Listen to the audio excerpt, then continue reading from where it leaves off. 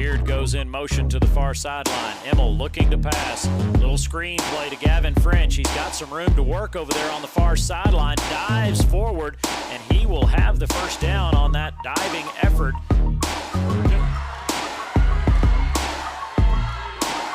Inside to Krause. Big bucket, Avery Krause. Big bucket. Intercepts the pass. Billies have a chance here to add to their lead. Kramer. Feeling it. Another three. Drained it. 3 3-points in the first half for Trapper. Kramer gives the Billies.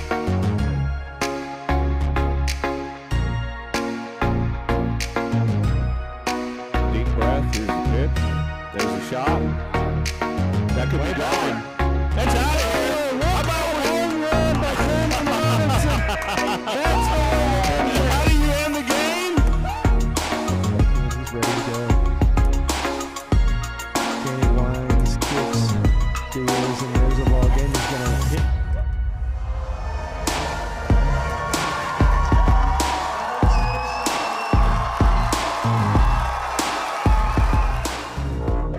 Welcome to another Billies.Live production. Find us on your favorite social sites and apps. Like, subscribe, and get notified when we go live. And good morning. Here we are live at Barefoot. It is game day Friday, y'all. We are ready for some Battlin Billie football right here at Billies.Live, TexasRadio.net. Coffee with Coach JD Rose and Lance Moffet. We're going to have the big show coming up right after these messages. We'll be right. Hello, my name is Greg Nebgen with 4N Cattle Company. I want to talk to you a little bit about J4 trailer and my experience. So I was looking for a new cattle trailer, stopped by, talked to Josh, customized what I wanted. I own a local business. I want to do my business local. Prices were very competitive. I looked at trailers everywhere. They were $1,000 cheaper, if not more. I was going to buy local anyway. They beat everybody in price. And then they even delivered it. J4 trailer, that's where I got mine. 72 Degrees Air Conditioning and Heating offers a wide variety of services to Fredericksburg and the Hill Country. Repairs, installation, maintenance, design, even air quality control for allergies. 72 Degrees Air Conditioning and Heating, Fredericksburg's comfort company. Fast, same-day service and world-class technicians make 72 Degrees Fredericksburg's company of choice. Emergency service 24/7. Call 830-997-5651. 72degreestexas.com. License number TACLB 27138E. Strayer and Ulfers, from humble beginnings to a Fredericksburg mainstay. When Edgar Strayer purchased an oil and gas business in 1928, he may not have envisioned it would still thrive nearly a century later. Guiding through the Great Depression, he built a clientele of area farmers with a firm handshake and friendly service. 2 succeeding generations still run the business. Roy Strayer and his sister Betty are mainstays around their shop on Adams Street, where their sons Steve, Charles, and Edward service the needs of thousands of locals and visitors alike. Strayer and Ulfers, a Fredericksburg institution. For over 7 decades, and with the support of customers like you, Ewald Kubota has grown to be the #1 Kubota volume dealer in the United States. Plus, we have the distinct honor of being a Kubota Elite dealer.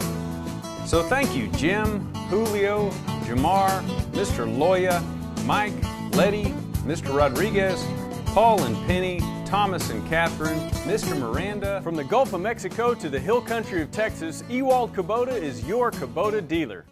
Segner's is your jewelry destination for everyday and special occasion jewelry. Just ask Olympic gold medalist in women's softball, Kat Osterman. She trusts Segner's. Find us at 236 West Main Street or on the web at segnersjewelers.com. Come check out our custom-designed Billy's charms, keychains, and so much more. We love and support our hometown teams. Go Billies!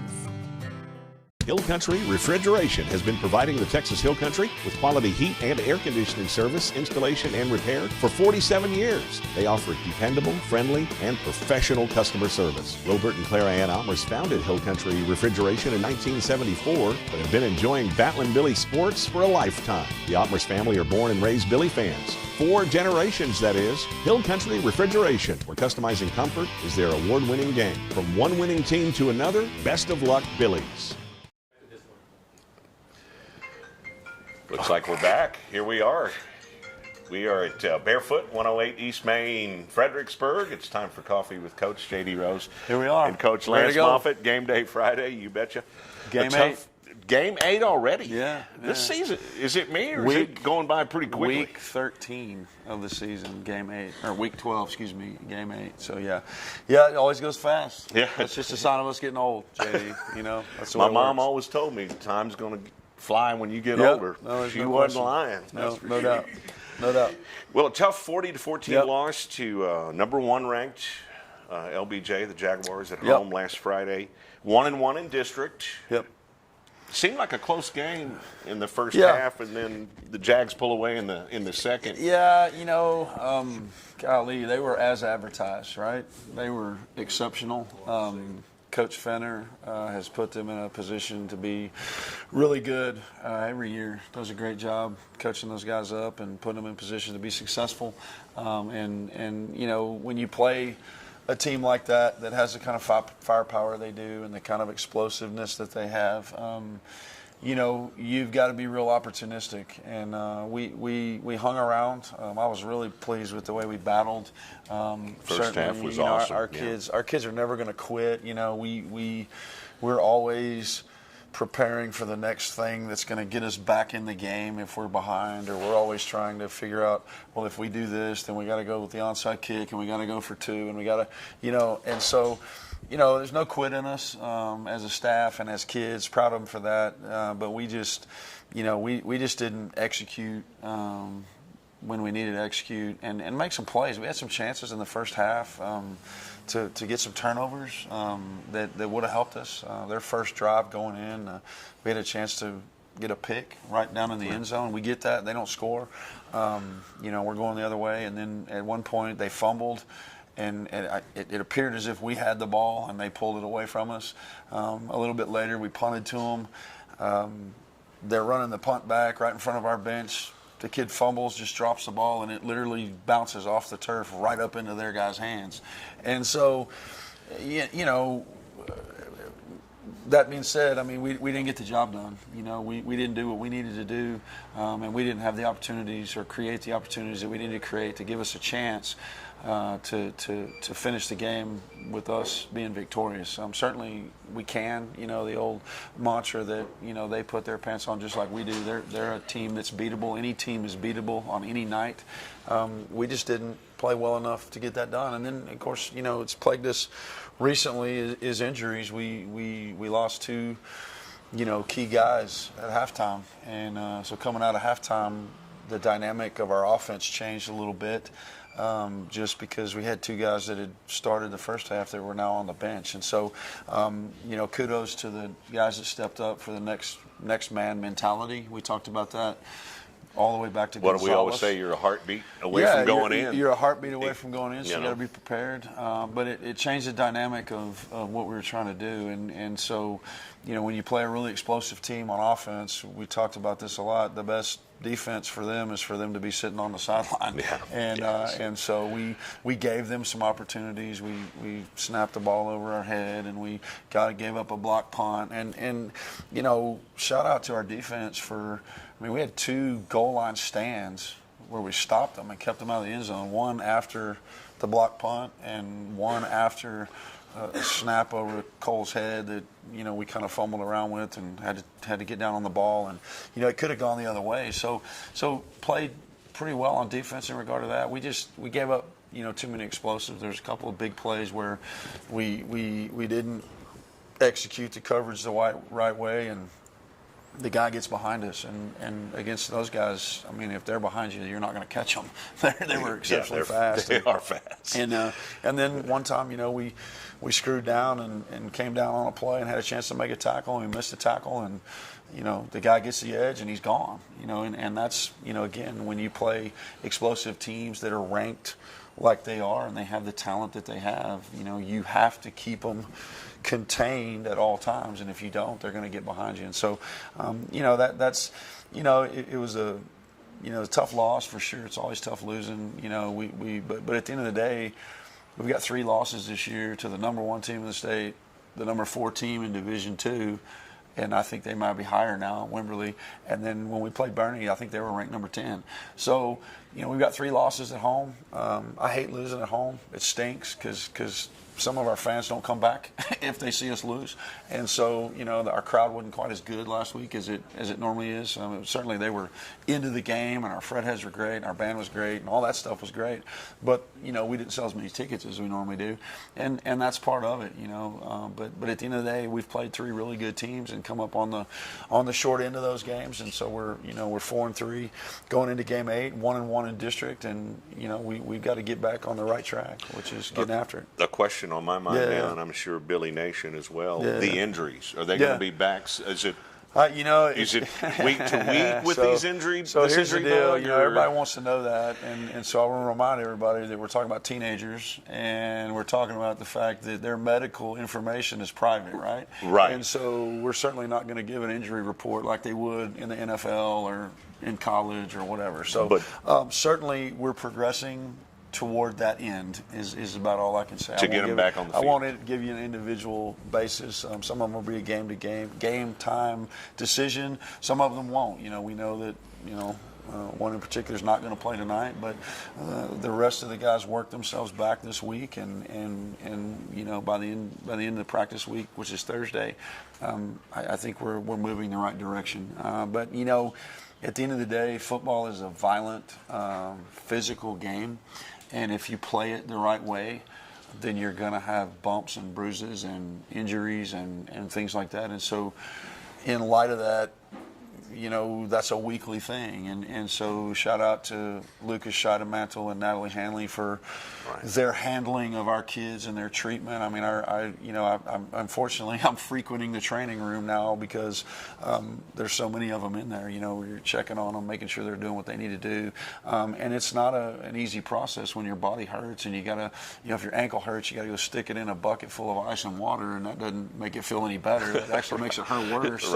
So they're doing those things to get back, and we try to adjust practice a little bit where we're not doing as much physicality in practice, so that we're trying to work on mental reps and execution reps in practice. But at the end of the day, you still got to throw and catch and block and tackle and do all the things that you need to do in the game. So certainly we're progressing in the way we want to. I'll go out on a limb and tell you that we'll have most back, but not all. How about that? There you go. Is that a good way to say that? Yeah, that'll work. That'll definitely work. So. Yeah, no doubt. So after y'all watch the film, how's the team's mentality? So here's the deal. They're headstrong guys. There's no question. They're headstrong. And they're on a mission, and they want to get things done. Right. And they want to have a legacy type year.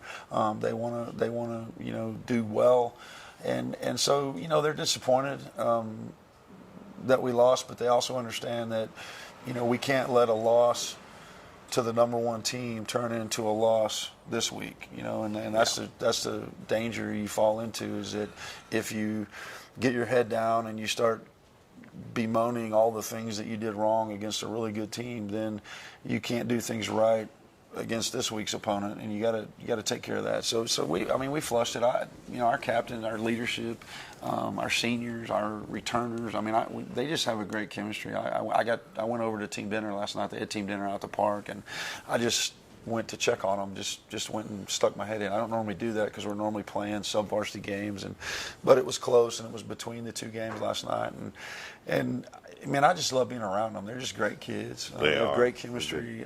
They want to do well, and they get along with each other, and so that's going to bode well for them, and they're ready. They've worked hard this week. We'll talk details about Canyon Lake in a minute, but they've worked really hard to put in our game plan on both sides, or all 3 sides of the ball, all 3 phases of the game, and we'll be ready. So I don't think last week's loss is going to be something that's going to carry over to this week. If we don't do well this week, it's because of us not getting it done this week. So hopefully that's what you can do with it. And then the other thing is, you say this about all of them, certainly not Wimberley because we're not in the same division they're in, so we won't get another shot at Wimberley until next year. But you do what you're supposed to do, and you win the right few games, or you win the rest of your games, or whatever. Then you get in the playoffs, and you play that first-round opponent. Bernie could be a first-round playoff opponent. They could be a third-round playoff opponent. They could be, and so you could say the same thing about LBJ. So, you know, that's kind of motivation that you want is to, you know, let's take care of this one, get this one behind us, let's get the next one, let's try to make the playoffs, and then you can talk about, you know, redeeming yourself for the losses that you had and see what happens. But we got to take care of this week for sure. 1-1 in district. Yeah. Now, how's the district shaping up? Yeah. So Lampasas and LBJ are undefeated. Lampasas beat. Good night. They beat. Who'd they beat last week? They beat Taylor. They beat Taylor last week. Taylor. No, that was 2 weeks ago. Anyway, Lampasas is undefeated. LBJ's undefeated. Us and Canyon Lake are both 1-1. Canyon Lake lost to LBJ, and then they beat Taylor. Lampasas beat Burnett last week. That's who they beat. So Burnett, Lampasas is 2-0, and then Burnett is 0-2.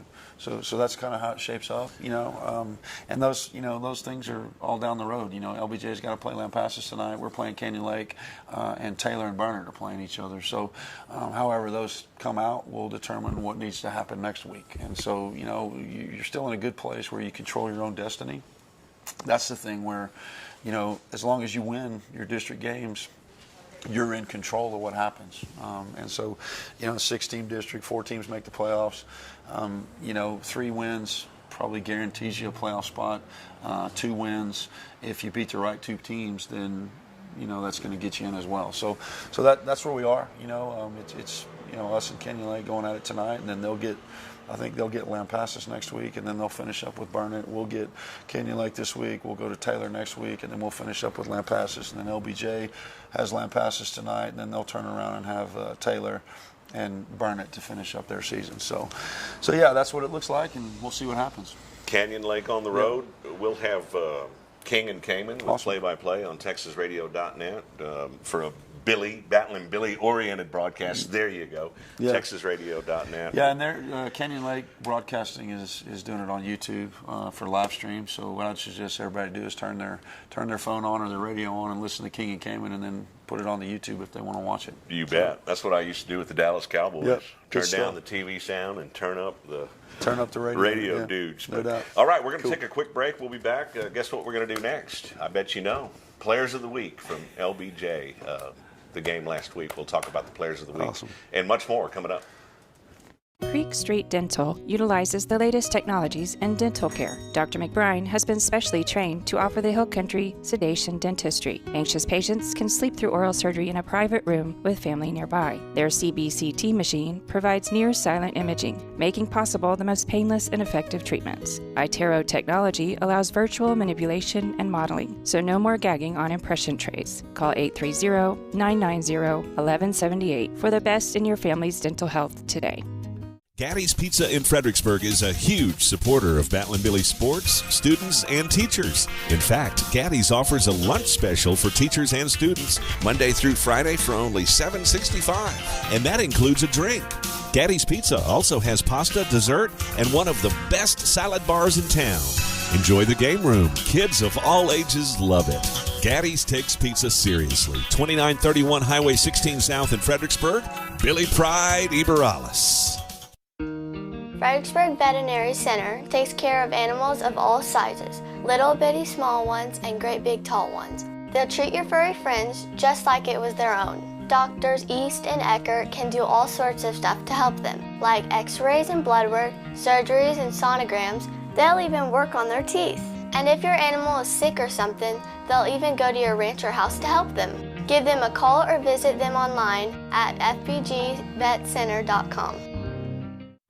My name is Tammy, and I am a Value Med customer. The things that I love the most are the convenience, the speed, and the friendliness. Annette and Betty at the front window are always so friendly. I have called Bill, even Matt, for just personal questions regarding prescriptions or medication. Their helpfulness, willingness to spend the time with me is something you don't get at the larger pharmacies. I just think they are amazing.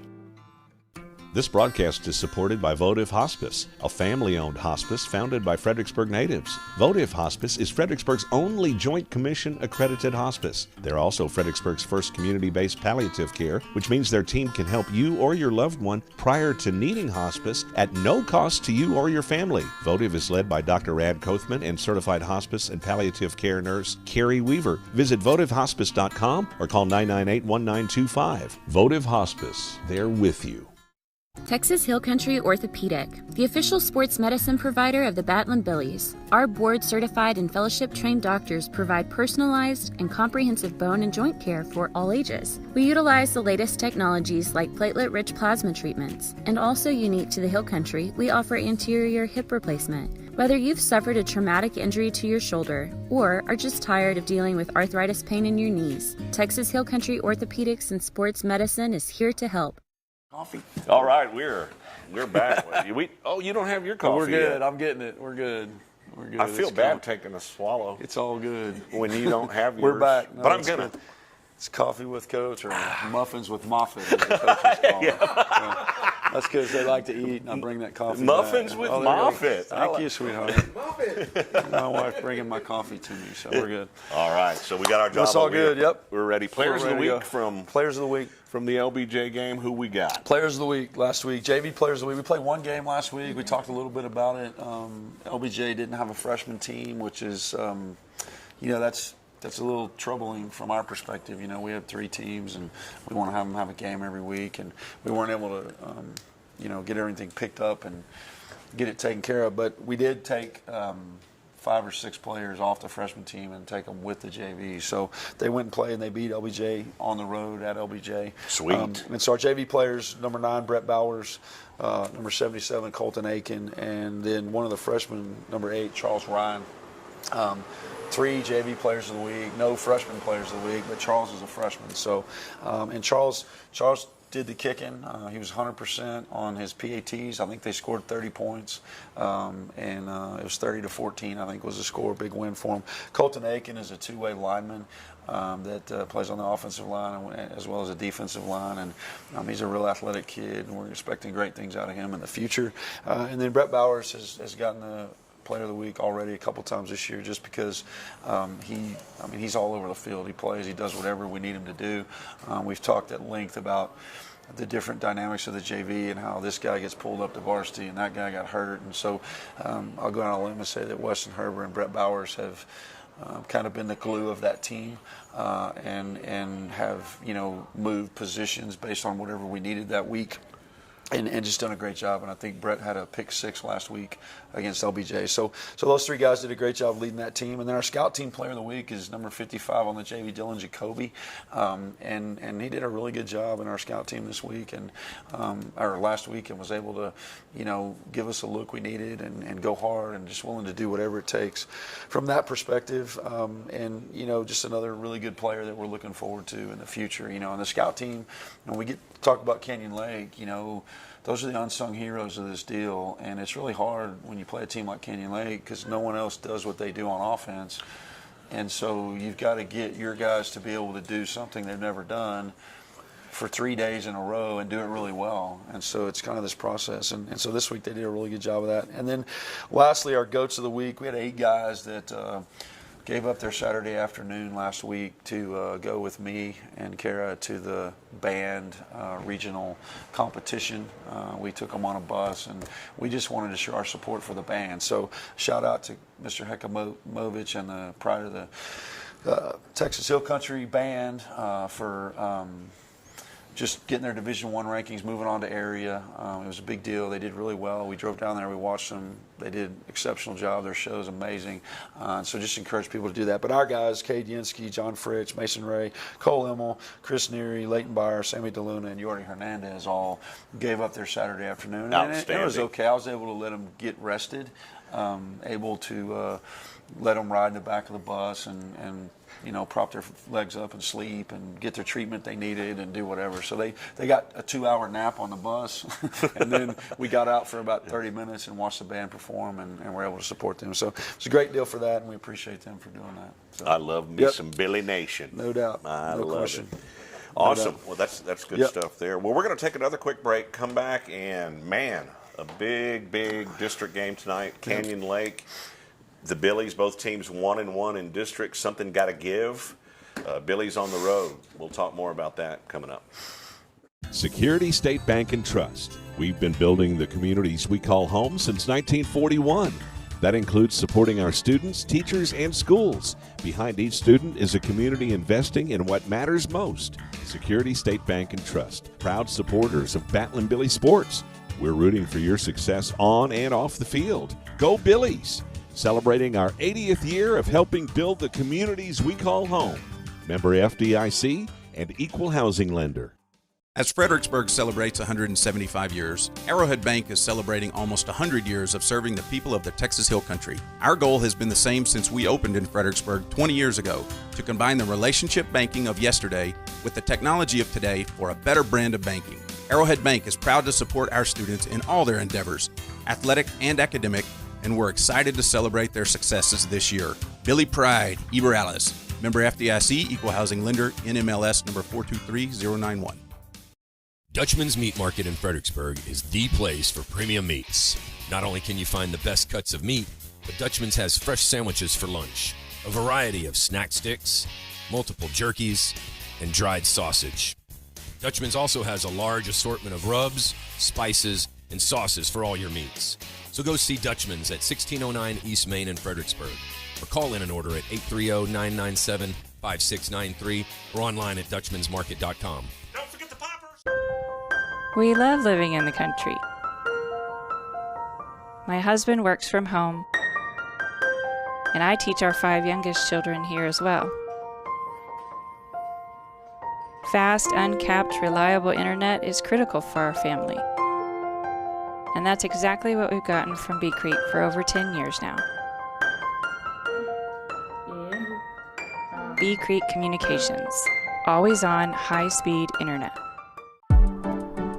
At Fredericksburg Eye Associates, ophthalmologist Drs. Ann Plinicky and Charles Cohn provide comprehensive medical and surgical eye care. At their state-of-the-art facility off Highway 87, they use the latest equipment for everything from routine eye exams to monitoring macular degeneration. Cataract procedures include the latest advances in lens design, allowing more freedom from glasses than ever before. Fredericksburg Eye Associates, 997-6535, online at fbgi.com.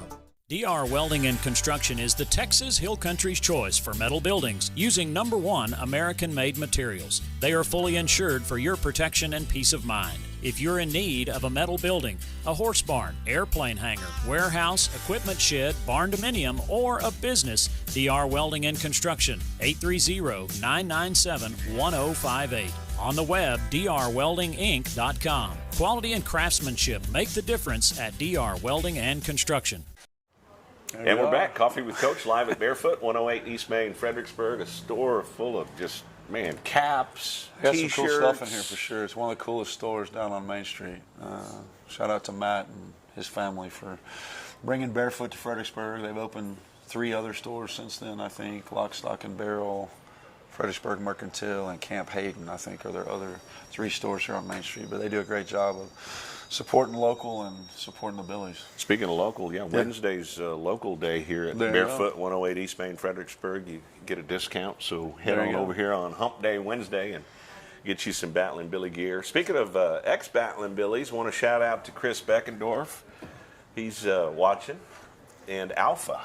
Oh, wow. Alpha and Chris Beckendorf. That's awesome. They're watching. That's awesome. Yeah, no, some that's good. former Billies. Like it when those alumni tune in and get to be part of it. That's part of this whole deal. Billies.Live and getting it out to the alumni you all betcha. over the world. Right? You betcha. I love it. All right, back on the road. Tough Canyon Lake squad.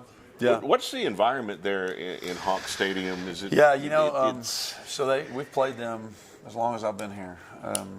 In a district ball game. We've been in our district, and Coach Drum and before him, Coach Monzingo, and the program was new. Coach Monzingo was the first head coach, and he was there to open the school, and we had played them when they weren't in the district, and then they came into our district, and so they've just done a really good job. It's always tough playing there. They have their own stadium on campus, which is not necessarily common for a multi-school school district. Right. They've recently opened. They have Smithson Valley, Canyon Lake High School. New Braunfels Canyon High School. They've recently opened Comal Davenport High School and Comal Piper Ranch, I think. They're all, so now they have 5 high schools. And so it's a growing, rapid growing deal. But Canyon Lake is kind of the small community, small 4A D1, deal, and they've done a really good job. Their environment's good. They got a great little stadium to play. Their little field house is nice, and so it's a really good place to play. And they're always tough. They do a great job of what they do. They kind of have an identity about them. They run the slot T on offense. They run a 4-man even front on defense, and they get after it on special teams. So. They do a really good job. Yeah, and they gave LBJ a run for their money, too. They did, and certainly, that gave us all a little bit of hope in terms of being able to give LBJ the run. For us, things didn't go like we needed to from an opportunity standpoint. But really, Canyon Lake's perspective, what they do on offense is ball control. And you go watch the film against them in LBJ, they kept the ball most of the first quarter. LBJ gets the ball and they score pretty quick. Canyon Lake gets the ball back, they keep it again for a long time, they score. LBJ gets it back, they go score again. Long, methodical drives. Yeah, and so, they end up winning. And you talk to Coach Drum about that game, and they made a couple of big mistakes in the kicking game, and it cost them the game. They turned over a ball on a kickoff. LBJ scored, kicked off to them, they turned it over. LBJ does a good job on special teams, too, of kind of spraying the ball around on your kickoff team, so everybody on the kickoff return team has to be ready to fair catch the ball or go get it. In fact, against us, they kicked a couple of them out of bounds, and they were kind of trying to kick it to the same guy right in front of their bench. And so Canyon Lake turned one over, and LBJ was able to steal a possession from them and get that extra touchdown, and so that's how they were able to win. So they do a good job, and their special teams are always good. So, it's going to be a tough opponent for sure. And then they play well at home. So it's a so tough defensively, what do the Billies have to do to stack up against this Canyon Lake Hawk offense? The slot T, it's all about assignment football. It's all about disciplined football. We've tried to coach them up. I think Coach Wilder, shout out to him on the scheme that we've come up with in the recent years to be able to stop it. We struggled with it early. When we first got here, we struggled with stopping the slot T.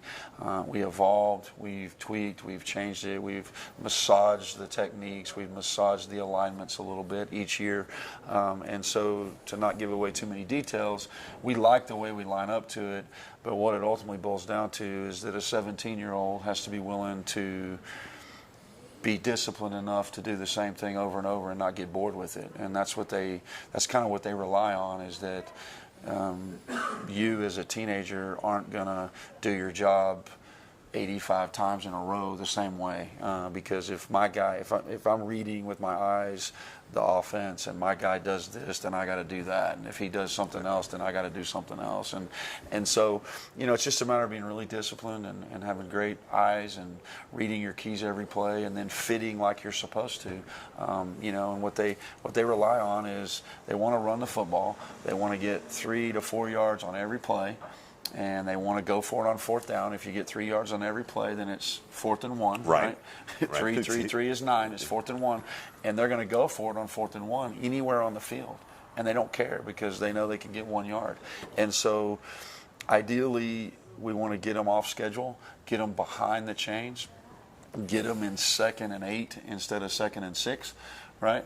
Or 2nd and 7, 2nd and 9. Make them lose yards on 1st down, get them behind schedule, keep them off schedule where they might have to do something different than that 3 to 4 yard play that they want to run. But it's exceptionally hard to do that. It's hard to stay disciplined enough to do it. You got to tackle well, you got to read your keys, you got to fit your gaps. Everybody has to fit their gaps.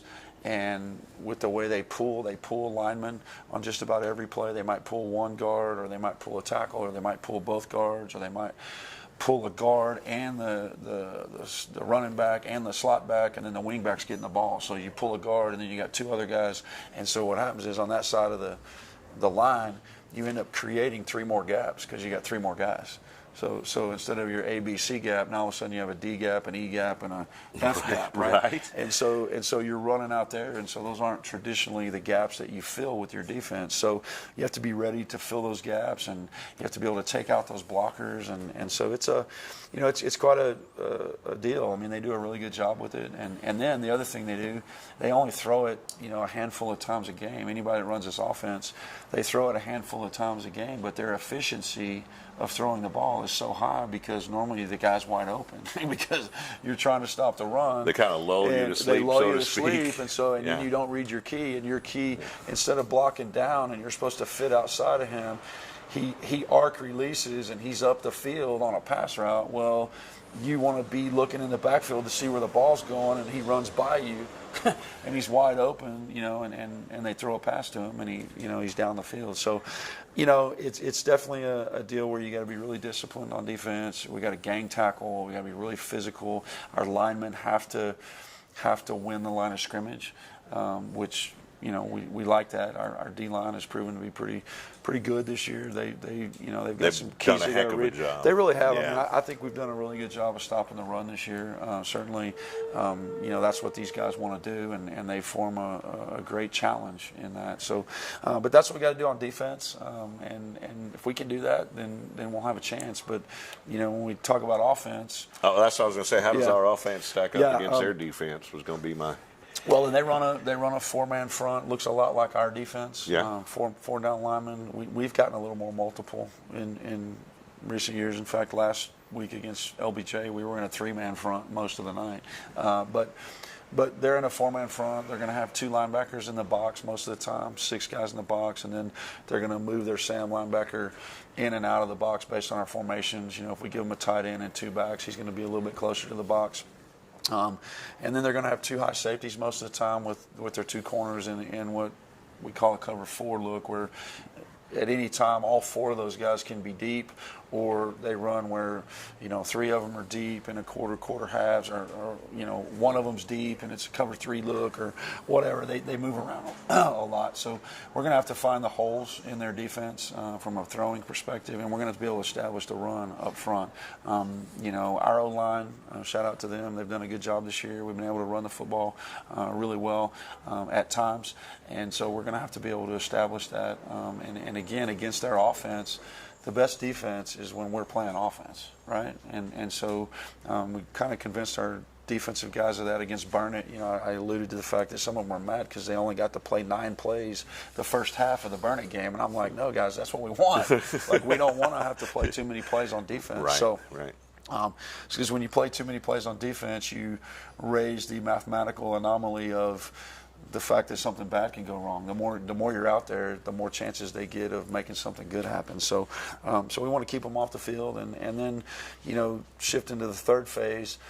They've kind of been known for their special teams in recent years.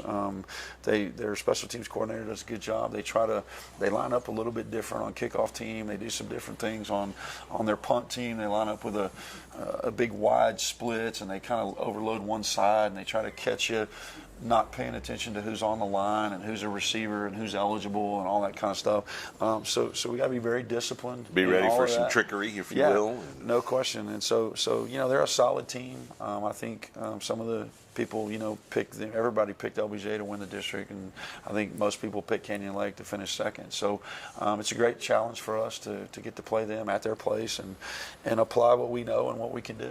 And we want to get back on the right track. So. Should be a heck of a ball game tonight. No question. Should be a lot of fun. The only thing missing is a little cool front. That cool front last week didn't last very long. It didn't last very long. We certainly needed it. But it's been nice in the evening. So it has. It'll but nice. Always, JD is our keys to victory are the same. We got to control the ball on offense. We got to get points when we get in the red zone. We got to take care of the ball.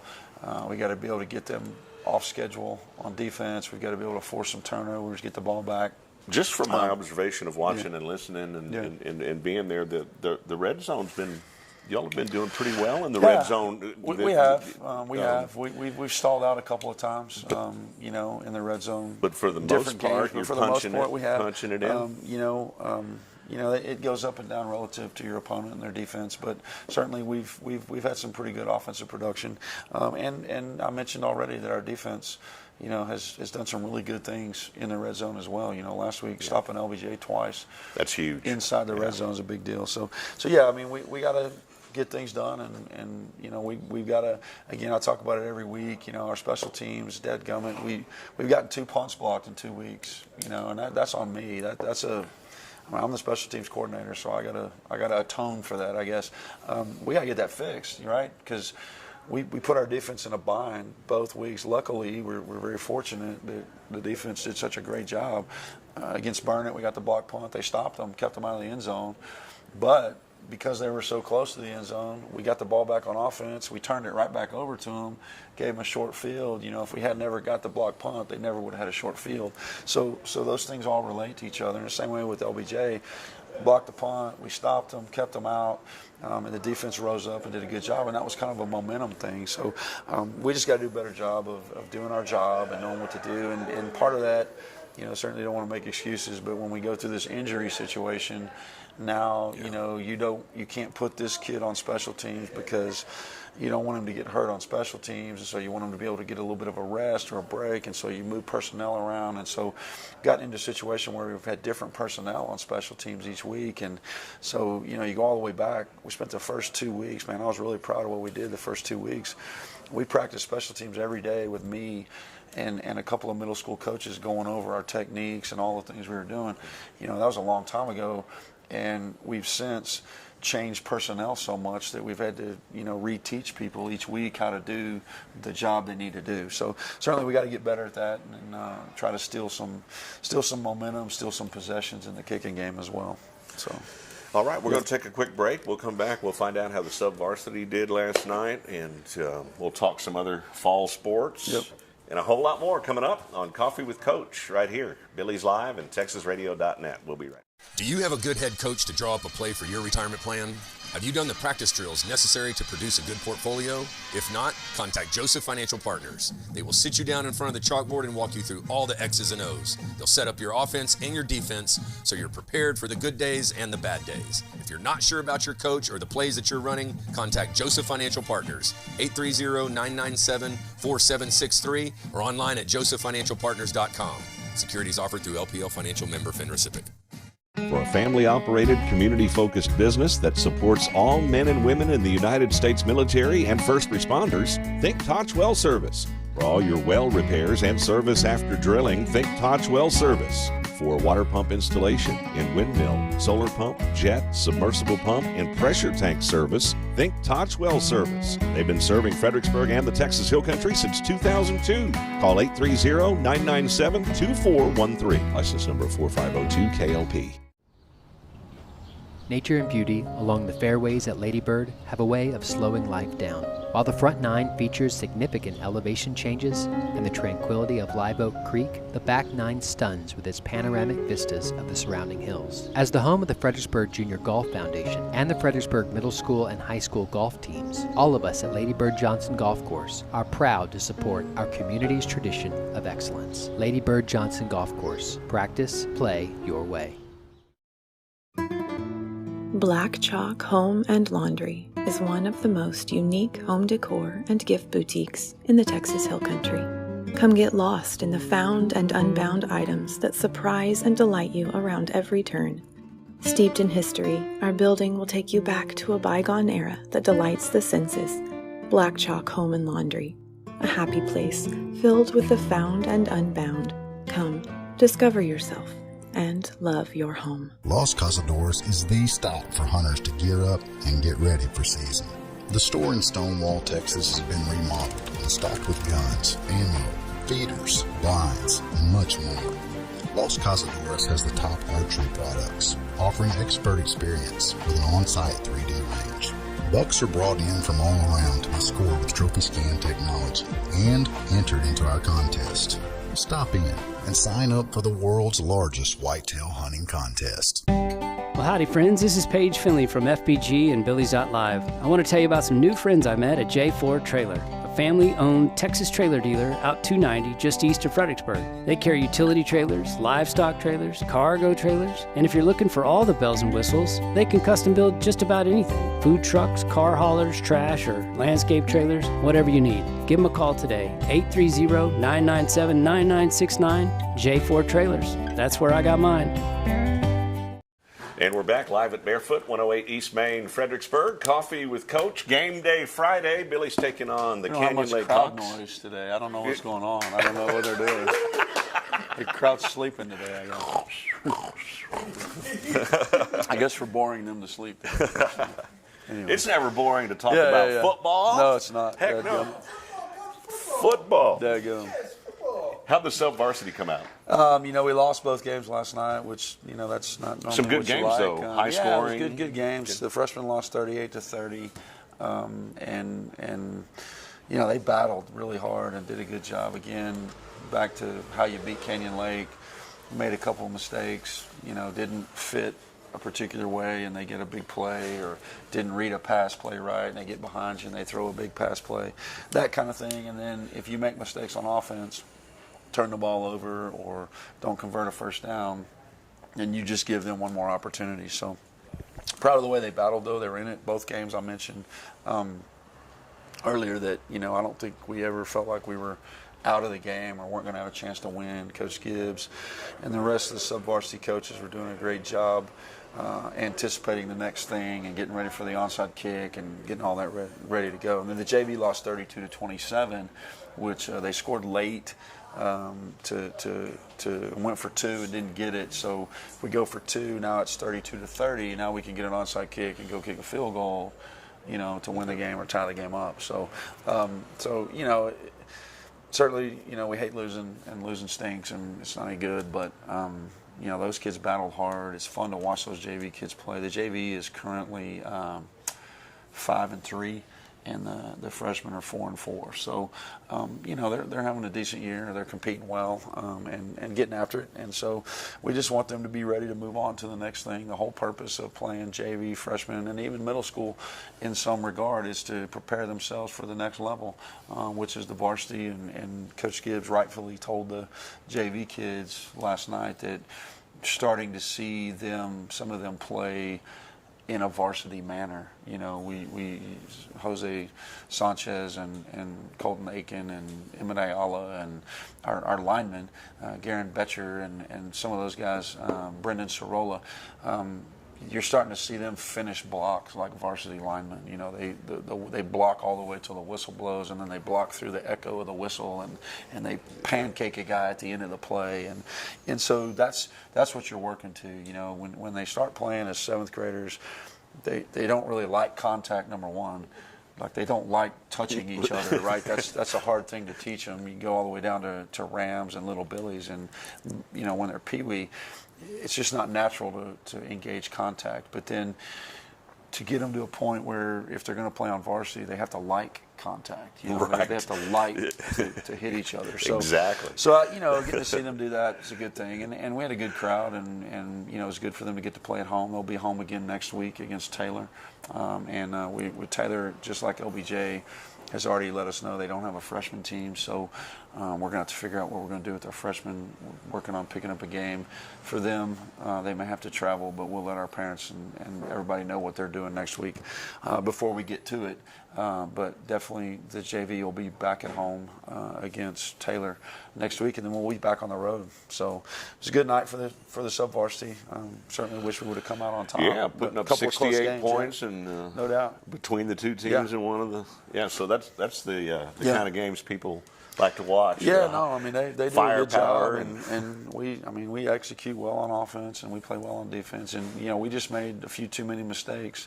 The JV in particular got behind 2 scores early because they made some pretty critical mistakes early in the game on offense. We first series on offense we went backwards and gave them a short field, and then they went and scored, and then second series we had a couple of boondoggle situations where we didn't get something done right and gave them a short field again, and they went and scored, and then all of a sudden now we're behind and we got to go battle. And so certainly you can't win a game in the first 2 series, but you make critical mistakes and you get yourself behind. Now you're trying to climb out of the hole. Right. Game. So, but they did it, and that speaks to their character, and they're great kids, and they work hard, and they're fun to watch play. So, yeah. Something we haven't talked about in a while is the dreaded COVID. I was just going to ask, FISD challenges and things like that moving forward.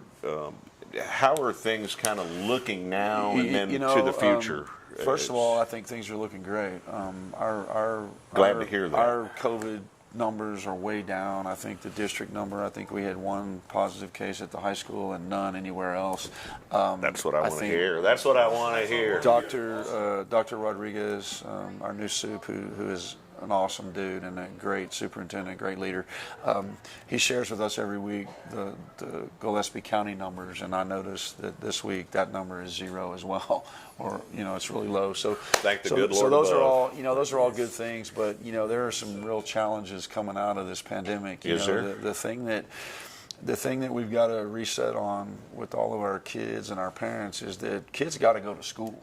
Like, kids need to go to school, right?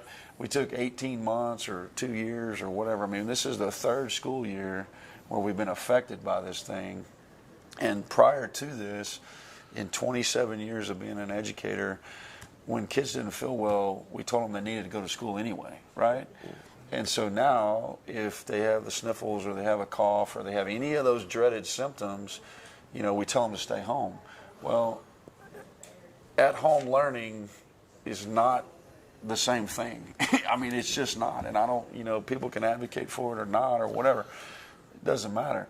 In public schools, you got to be in the classroom with a teacher teaching you. I agree. Doing what you do. And so there's been some, some residual effect of that. When kids don't feel good, they stay home, and we've kind of conditioned that you got to stay home because you don't want to get the rest of the team infected, or you don't want to whatever.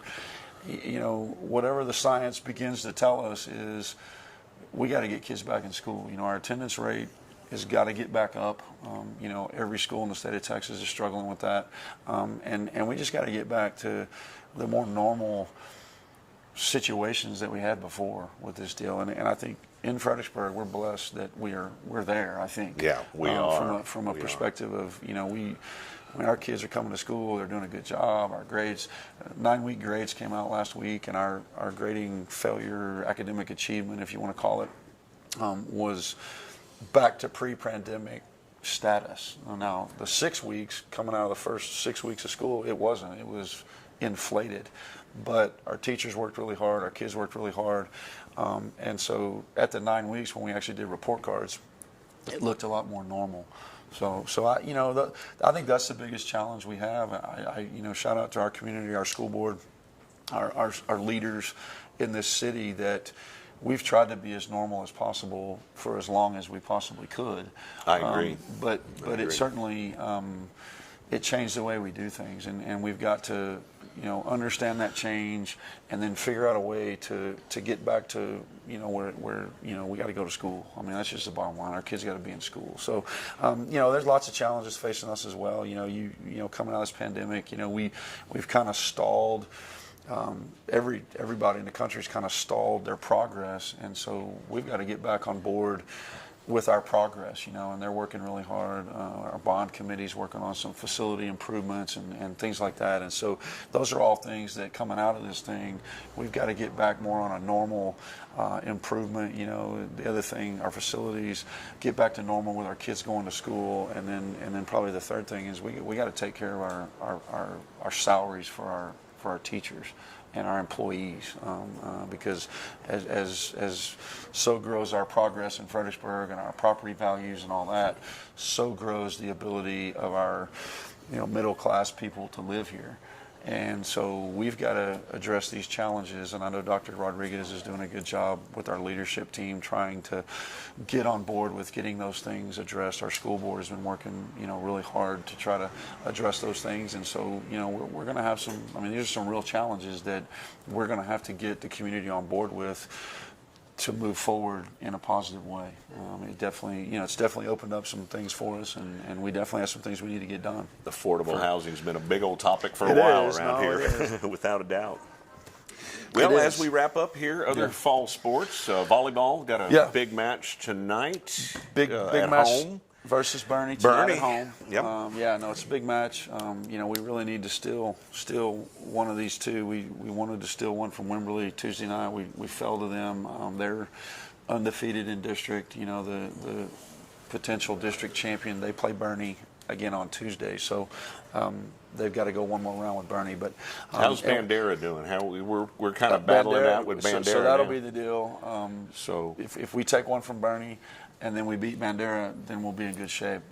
If we lose to Bernie, then we'll have to beat Bandera, and it'll force a playoff with Bandera for that fourth place spot. So that's kind of where we are. They're kind of plugging along, kind of like we are. And like you said earlier about the football, once you get into the playoffs, anything can happen. If they can get into the playoffs, anything can happen. Yeah, that's what we've talked about this before in previous years.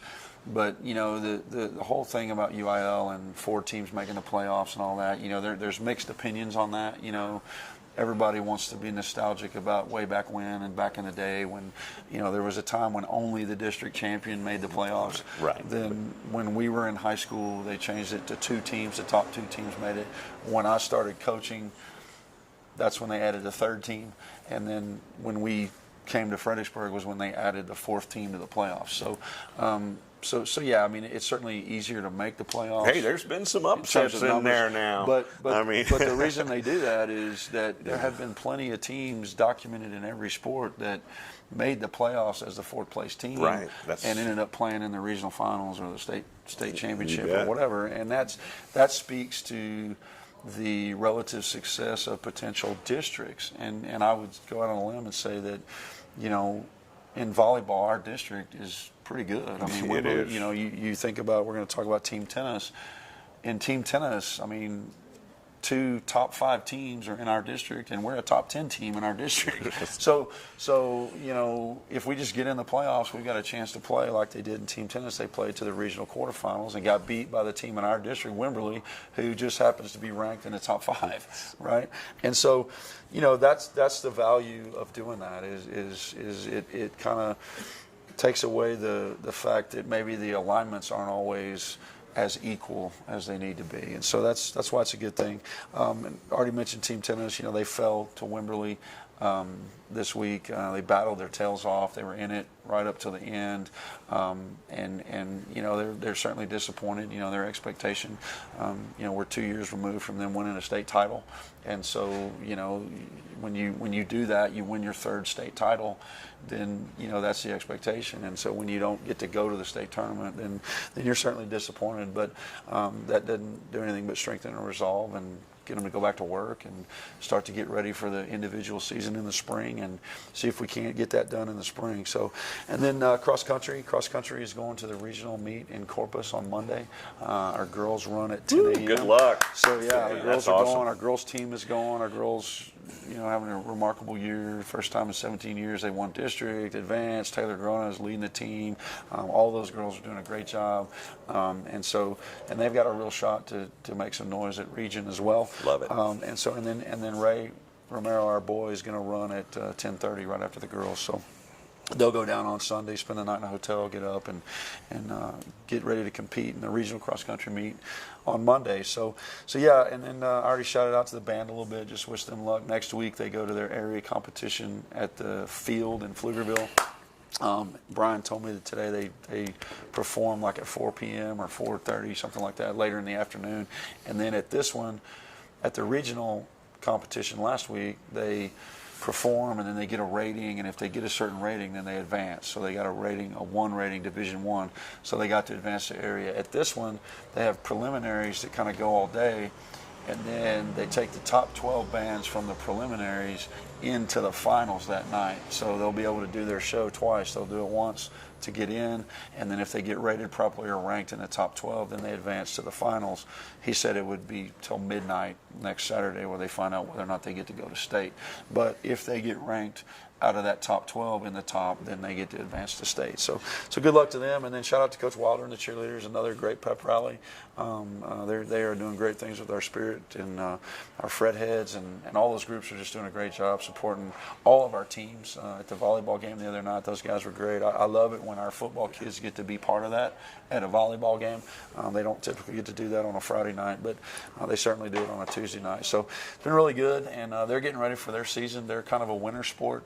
Girls basketball started on Wednesday. Yeah, so, basketball time. So yeah, girls basketball started. Coach Grona and her crew had a little competition, team competition. It was a great turnout, I thought. A lot of parents came to watch, and they had kind of a competitive atmosphere going on. They looked really, really good as they were doing what they do. And then boys basketball starts next Tuesday.